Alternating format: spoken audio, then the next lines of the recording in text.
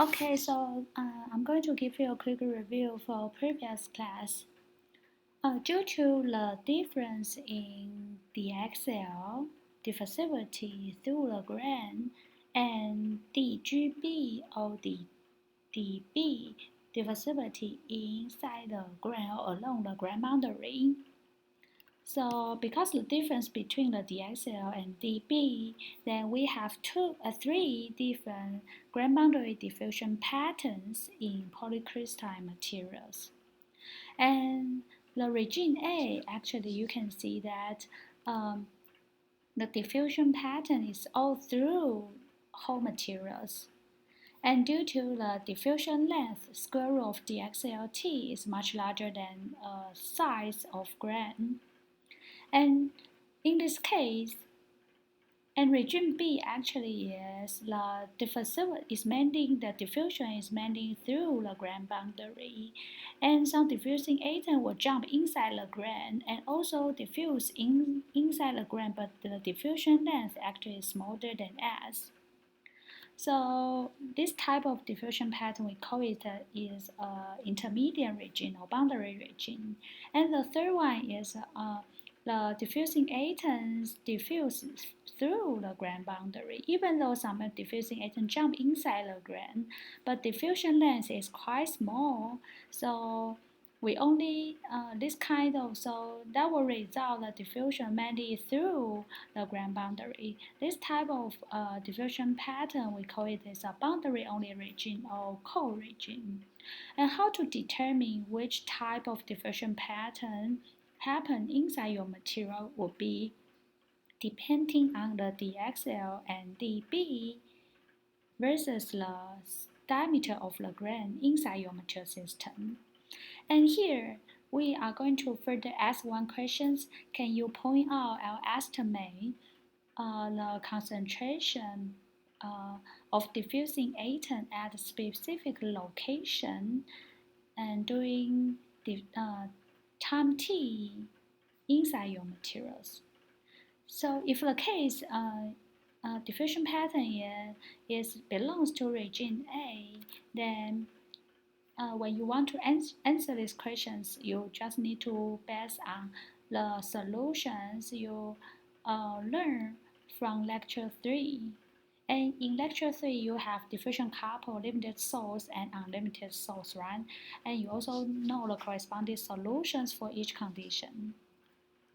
And if the case it belongs to region B, after you testing the DXL, DB, and S and got this relationship, then how to answer the concentration of diffusing agent at the specific location inside the grain boundary or inside the grain? So this is I'm going to talk about in following slide. In order to answer these questions in region B, we are going to show you a method we call the Fisher's analysis of grain boundary diffusion in region B. And to answer what's the concentration of diffusing agent at specific location inside grain or into a grain boundary during diffusion time t. And we use this figure to explain the diffusion path. What we have is this is the cross-section view of our samples, and this is our substrate. And on the top of substrate, we have a diffusion source deposit on the top of our substrate, and diffusion source. So, and when you try to heat these materials up and allow diffusion happens, and the diffusing agent is going to diffuse mainly through the grain boundary because this belongs to region B, right? And what we have here is and we have grain 1 and grain 2 on your left-hand side, and on right-hand side in between we have the grain boundary. And because it's the region B, so the diffusing agent is going to diffuse through the grain boundary along y-axis, right? And some diffusing agents will also jump or diffuse into the grain, no matter it's in grain 1 or grain 2. So based on this, if I want to formulate the diffusion equation here, so for sure we have two x and we have two axes, is x-axis and y-axis. So when you try to formulate a diffusion equation, will be belongs to two-dimensional diffusion equation. So will be the partial c partial t and equals to negative divergence of flux. But the flux of diffusing atom can be separated into along y-axis and also along x-axis. And so can separate the flux turn into Jx and Jy. And next, we want to, because the concentration profile of diffusing atom inside the grain and along the grain boundary will be different. So we want to formulate their own diffusion equations inside the grain and also inside the grain boundary. For the inside the grain part, we will best just copy this two-dimensional diffusion equation. And before that, we assume that diffusivity inside the grain dxl equals to constant. So based on this, we can take the dxl out of the divergence of operator. Then you can, and J equals to minus diffusivity concentration gradient. So you can rewrite the diffusion equation expressed like this. This is the diffusion equation inside the grain. And how about the diffusion equation inside the grain boundary? So for inside the grain boundary, for sure the concentration we will write down will be the partial Cb partial T, right? Cb means the concentration of diffusing atom inside the grain boundary, and C means inside the grain. And when you try to figure out the flux along the grain boundary, well, mainly through here, right? Would be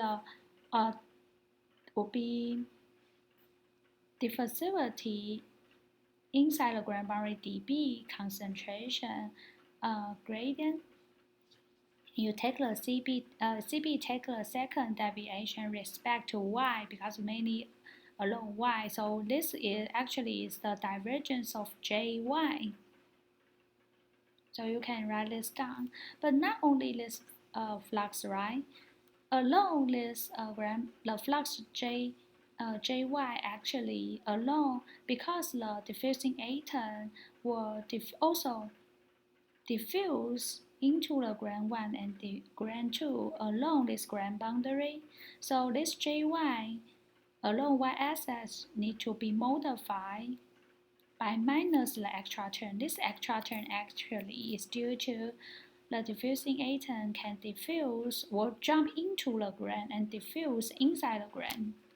So in this case, we put the minus delta Jx, divergence of Jx. So delta Jx divided by delta x. So this term just copy here. And what's the delta Jx? Delta x at Jx actually is a flux diffuse into the grain.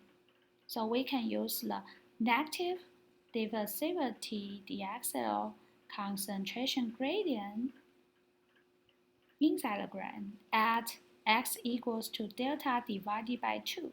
So what this means, actually we put here at the center of grain boundary equals to x equals to 0. So at this location will be positive delta divided by 2. And this will be negative delta divided by 2. So the flux here, delta Jx can consider this is a diffusion source with a thickness delta, and the flux is negative dxl concentration gradient at this location. And because there's a same amount of Jx diffuse into grain and also into the grain 1 and into the grain 2, so we 2 times 2, so it will be the 2 times delta Jx And the delta x actually just consider the thickness of the diffusion source. So delta x can be considered delta. And the idea is we assume the concentration of diffusing atom inside the ground boundary, this tiny box or tiny region, have the same concentration of diffusing atom. Will be like this. So when you derive the diffusion equation, actually we have a small box, right? And delta x here actually is this delta x. So compared to this one, if you take a look on this Lagrange one, Lagrange two, and this part green region will serve a diffusion source with this thickness delta. So delta can be considered as a delta x here. So this is a delta. And the diffusion we will consider as a diffusion. A Jx is considered the flux at this location diffuse out, with 2 times 2 here. Okay, so in order to because if you have a look on this this equation, it involve many terms. In order to simplify the expression of diffusion equation in grand boundary and also in grand, we want to convert it to dimensionless vector. So we use the x1, y1, and t1 to substitute x, y, and t. So after this kind of conversion, then the grand boundary can rewrote. The diffusion equation can be wrote in terms of t1, y1, and x1. And for the boundary condition for this grand boundary, so I can write down the grand boundary concentration before diffusion means t equals to 0. The location at positive 1 over 2. This positive 1 over 2 actually can consider as a delta divided by 2. At this location, the concentration of diffusing atom equals to 0 because before diffusion happens. And when diffusion happens at any time point, the location at y equals to 0, it means at the surface of the substrate, the Cp, the concentration of diffusing atom inside the grand boundary will be the same with that inside the diffusion source. And inside the diffusion source here, the concentration we assume is 1, means 100% can be equals to, it will be, you can, depending on your questions, probably it's a 0.7%, you can just put a 0.7% here. It's just a constant depending on the concentration of diffusion source you deposit on this substrate. And this is we finish the diffusion equation in grand boundary part. Then we try to convert this diffusion equation inside the grand to become expressed in terms of x1, y1, and t1. Please put the t1 here. Okay, so maybe I can directly modify here, just in case I forgot this one. Okay. Okay.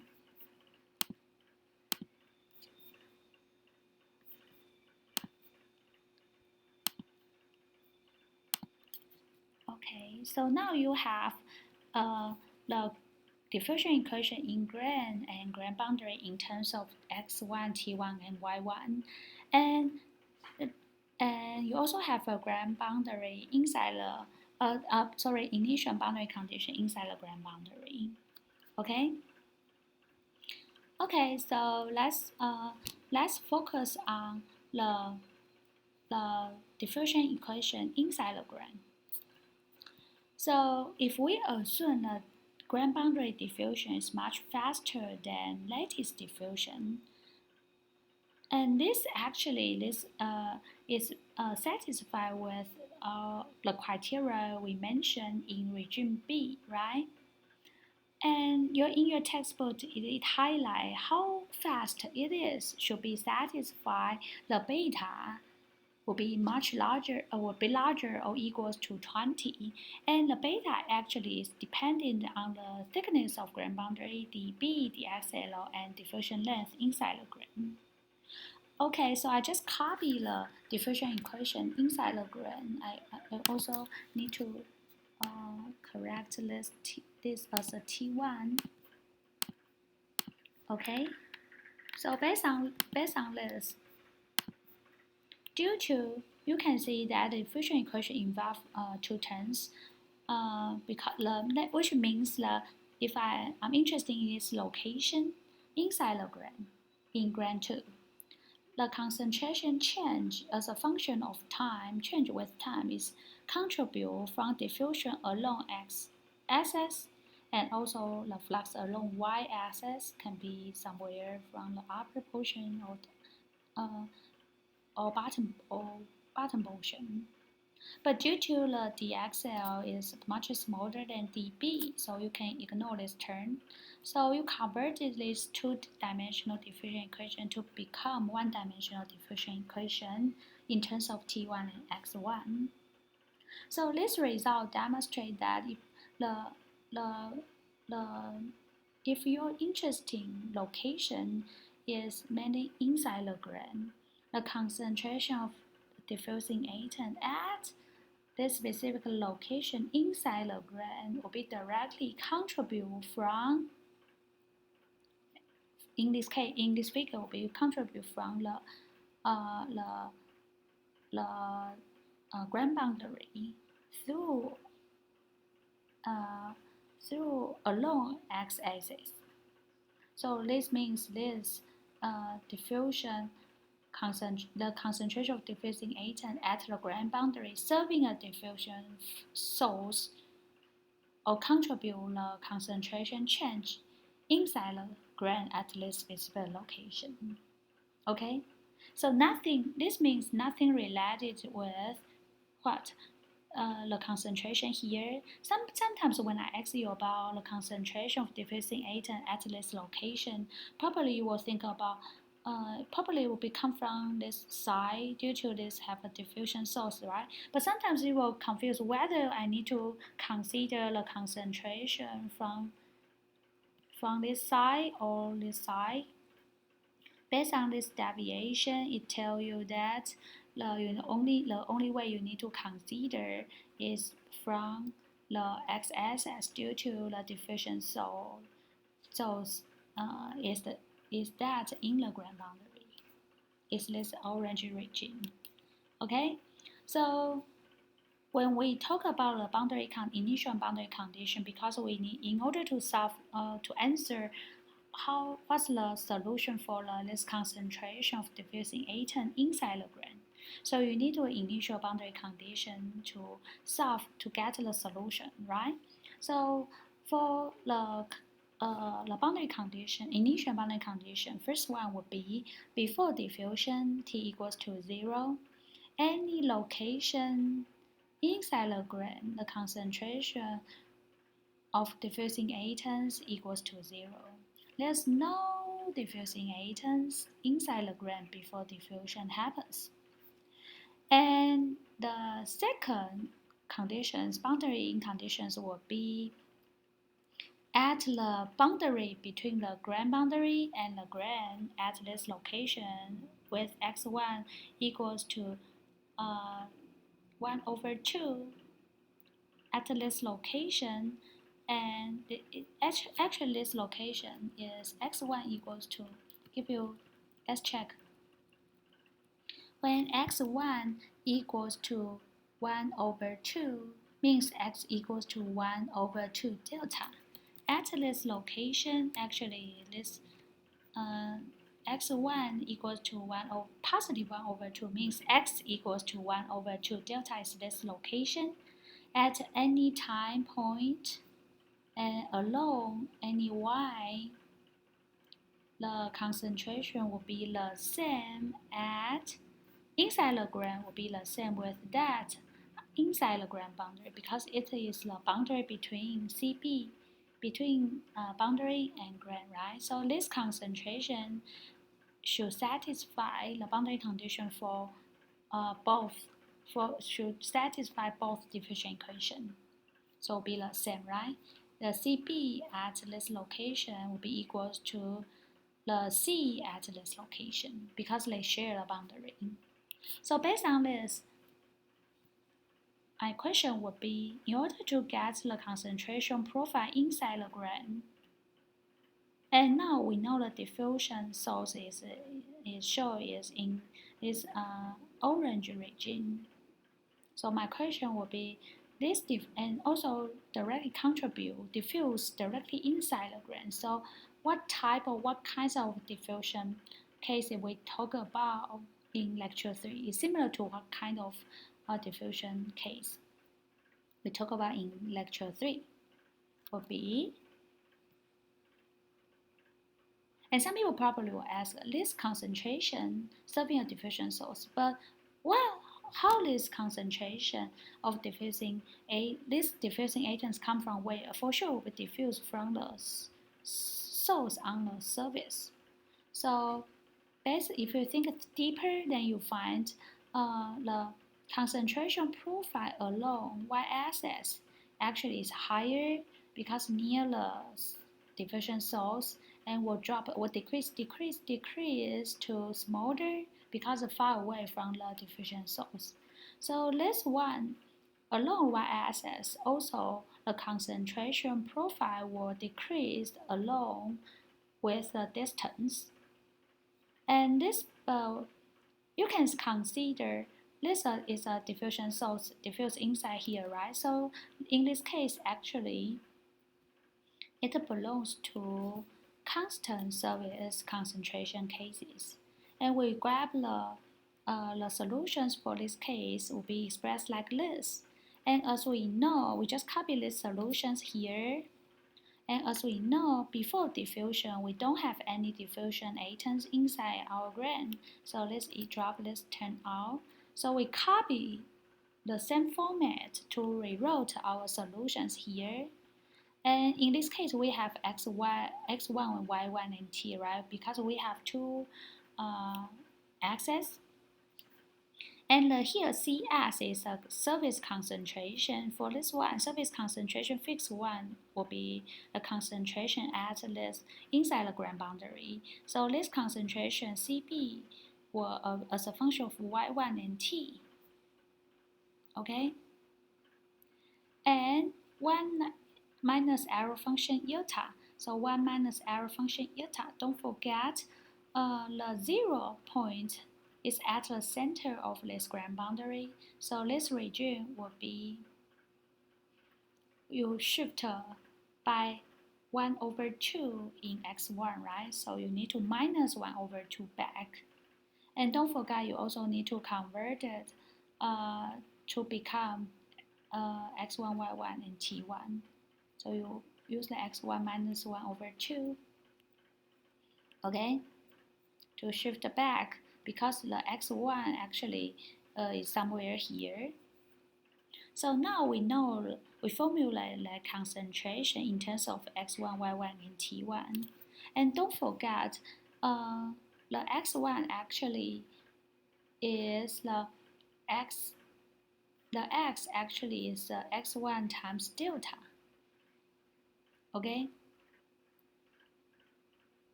And you can use t, actually you substitute is t1 times delta squared divided by dxl. And you can rewrite will be expressed like this. Just do some parameter replacement or conversion. And based on this, you already successfully formulate these results or get these solutions.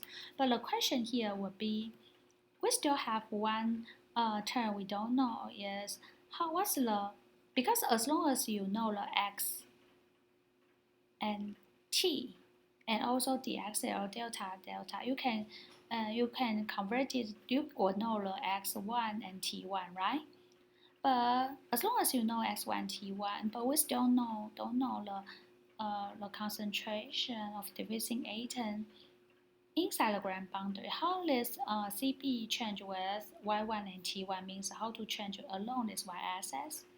So we still don't know this term. As long as we know this term, we replace we put the um, we put the specific value for this term, then we can get the solution for the concentration of diffusion atom at any specific location and time, right? So how to get the CB in terms of Y1 and T1? So we still, in previous slide, actually, we still have one conditions haven't been used is the diffusion equation in grand boundary. And we make a very important assumption is we assume it is a quasi steady state diffusion in grand boundary means quasi steady state means the concentration of diffusing atom inside the grand boundary does not change with time. Does not change with time doesn't mean the concentration remain constant along the y-axis. It just means the concentration profile does not change with time. So it should be this is still a higher concentration of diffusing atom and decrease to smaller. So you will try to plot the figure. If I draw this is the y-axis and this is the concentration Cp. I will draw like this. And then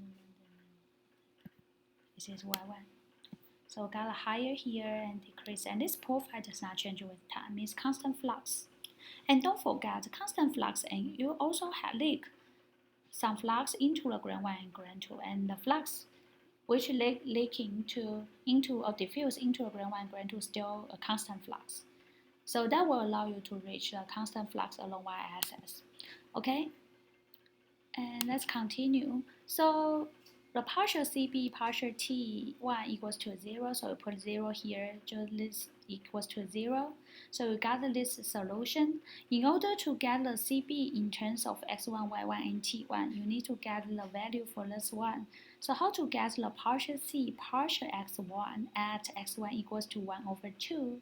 You directly use this equation partial with x1.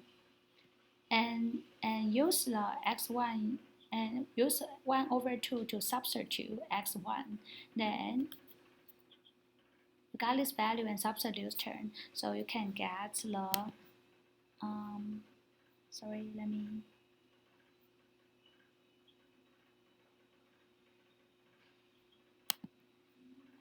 okay. So let me, so you can get the solution CB in terms of y1 and t1 show like this. And y1, as long as you know the y, as long as you know the y, dxl, db, and delta, you know the y1. And also T1, you also can get a T1. So we still have unknown parameter A here. So we need a boundary condition to get the A. So here, the boundary condition here will be during diffusion, the concentration of diffusing atom at the surface, on the surface at y1 equals to 0, Cb equals to 1. Because we assume Cb equals to constant, and this constant we assume is 1. So you put the 0 here, and this will be equals to 1, so A equals to 1. So we rewrote the Cb in terms of y1 and t1 show like this. And take this result to substitute back here.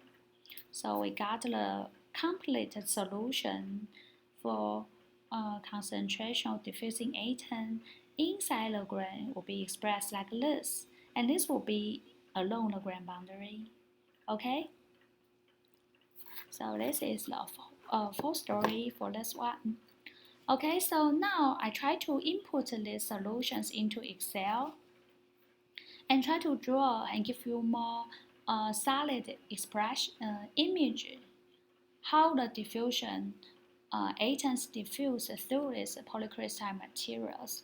So grade 1, grade 2, and in between is a grand boundary, and we have a diffusion source here. So diffusion source, due to the dB is much larger than dXL, so the diffusion source will diffuse through y-axis. So you can see the concentration dramatically decrease by exponential term. Okay, so I just focus on this is a diffusion source, and exponential term will be dramatically decrease along y-axis. This is the term, this exponential decrease.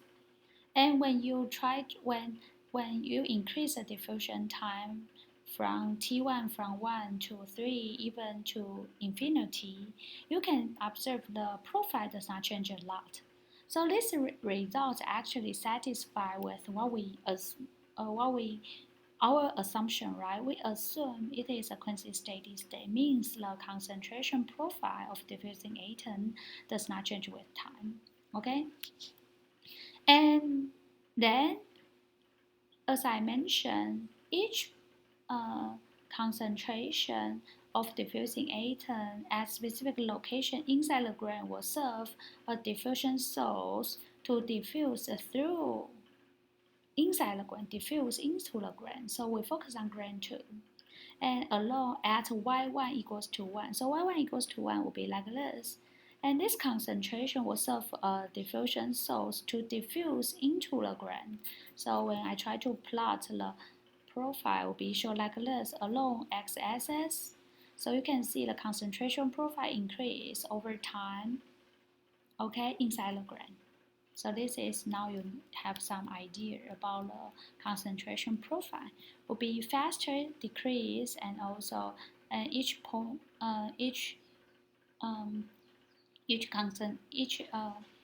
region at the inside the grain boundary serve a diffusion source to diffuse into the grain.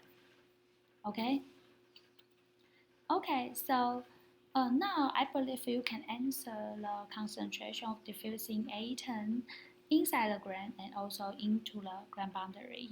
So now we try to move to the region C. So do you remember what's the region C?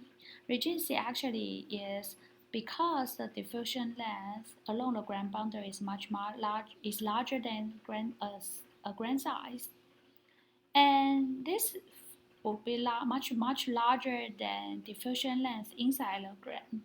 So which means that the diffusion patterns is along grain boundary, and almost did not diffuse. The diffusion length inside the grain is quite small, can be ignored. So when I ask you about the concentration of diffusing atom inside the grain, usually will be equals to 0, but you still can use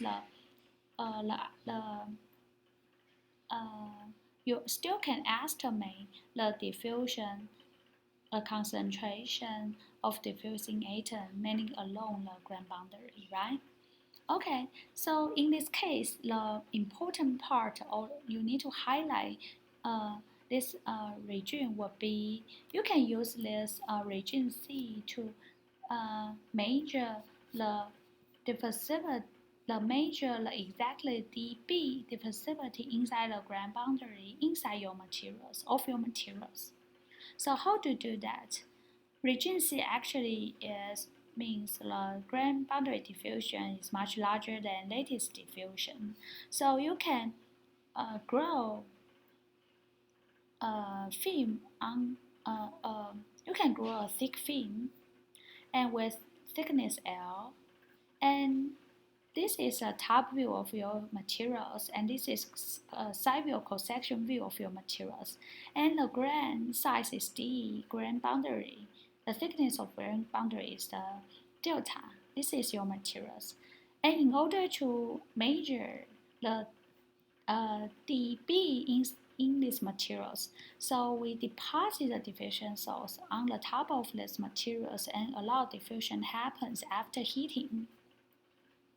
And here, what we are going to measure there's a N, which means the numbers of diffusing atoms accumulate at the backside of these materials per unit area. So N is not just a number of diffusing atoms, actually it's a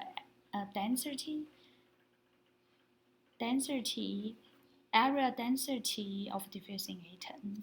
So when we talk about the flux of diffusing atom, it can be write down like a dN over dt because N actually is the numbers of atom per unit area. So you just need to divide it by dt. You got the flux of diffusing atom at the backside of your materials. So here, the Jb actually is a flux of diffusing atom mainly passing through a grand boundary. But total, how many atoms, diffusing atoms passing through this grand boundary, you need to times the area of grand boundary. So area of grand boundary is because we have a grand d, the area will be a d square, and the whole area for the grand and grand boundary will be d plus delta divided by 2 plus delta divided by 2. So the diameter for whole grand including grand boundary and grand will be d plus delta square minus d square, but minus the grand part will be the grand boundary area. So we call it effective area. So use the flux of diffusing atom passing through the grand boundary times the grand boundary area will be the total numbers of diffusing atom. Okay, and don't forget you need to divide it by the total area of this grand total area overall area. So this portion will be the area fraction of the grand boundary.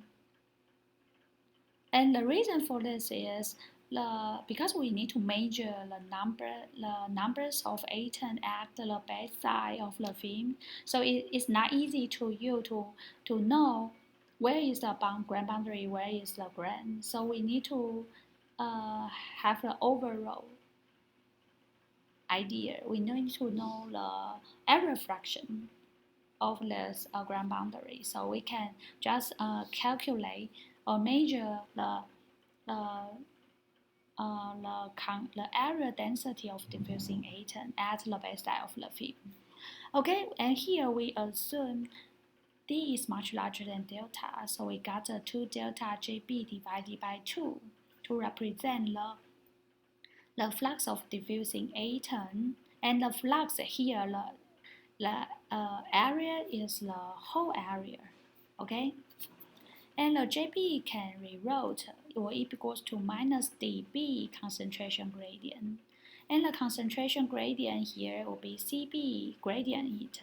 So the Cb will be like the flux will be passing through here, right? So you can do some approximation. The dx will be use the L thickness of your materials. And the gradient part will be use the minus dCb, right? You use this minus this one. So will be Cb at surface minus Cb at bottom. And in the early stage during diffusion, means the diffusion time equals to 0. So we assume there's no concentration of there's no diffusing atom be observed at the bottom or at the backside of the film. So this will be equals to 0. So based on this, dN over dt will be equals to this term. So in this case, in order to get a dB, you need to know the thickness of substrate, diameter and diameter of the grand, thickness of the grand boundary, and also the concentration of diffusing atom. And dN over dt is at different time point. You measure the concentration of diffusing atom, then divide it by the area. And you can measure 3 different time points. then you can get the average for dn over dt. So in this case, you can estimate the diffusivity of grain boundary inside your materials. So this is an easy way to help you to measure the exactly dB inside your materials. And just a reminder, you need to know when this case actually we deal with is a two-dimensional diffusion case. Due to the thickness of the substrate we know, the width of the substrate we know, but we haven't have chance to mention the length of the substrate. Due to the diffusion pattern is from the top to the bottom, and diffusion pattern is shown like this way. So it's nothing related to this axis. So this we can consider as we use a two-dimensional grain to deal with that. But the one we can tell you or show you belongs to three-dimensional case. That usually will be used in nail wire, nail tube, and nail ball we talk about. So under this situation, you need to consider the volume fraction of a grain boundary, volume fraction of surface, something like that. Okay, so I'm going to summarize this part regarding to the grain boundary diffusion. Mechanism of fast grain boundary diffusion. The detailed grain boundary diffusion mechanism is now well established, and because it is due to the complicated atomic structure at the grain boundary, you will have a lot of vacancy, interstitial defect, dislocation, and so on. So the atomic structure will be very complicated. And in the first several slides, we show you from energy point of view, the diffusivity inside the grain boundary is faster than that inside the grain due to the energy of the atom in the grain boundary have a higher energy, so that will lead to the lower activation energy barrier, so that will allow atoms move faster into the grain boundary compared to that inside the grain. But there's the other approaches to explain this phenomenon. Here, your textbook highlight you can the defect mediated diffusion, including the vacancy mediated or interstitial mediated diffusion, probably is the reason to have a faster grain boundary diffusion. Based on the equation you derived, we know the diffusivity is proportional with the vacancy fraction and also interstitial self-defect fraction. And inside the grain boundary, for sure we know XB and XI is much larger than that into the grain. So that's the other explanation to explain why the atoms can diffuse faster into the grain boundary. And by the way, as you know, the diffusion actually is the atoms movement always is between different type of size, can be moved from the substitutional side and between substitutional side and interstitial side, or substitutional side to substitutional side. But different defect formation energy, that will lead to different defect formation energy and atomic migration energy. And for the grain boundary diffusion, we cannot just assign a single activation energy for grain boundary because the atomic structure is very complicated. We cannot assign that, but we can measure that. So we can measure the activation energy for grain boundary diffusion by what? By measure the dG or dB diffusivity along the grain boundary. So you can perform these experiments at different time temperature and plug the log D versus T like this. Probably you will get a straight line. If you can get a straight line doing small temperature region, then you will know the activation energy of ground boundary in your materials.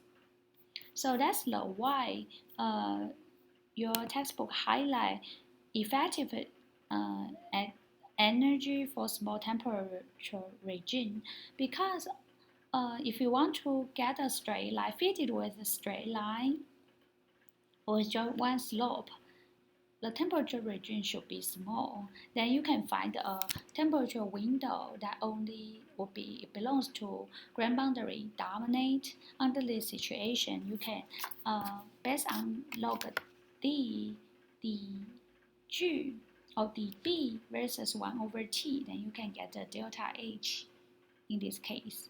So you will get the effective activation energy for ground boundary. Okay? So today we just ended here.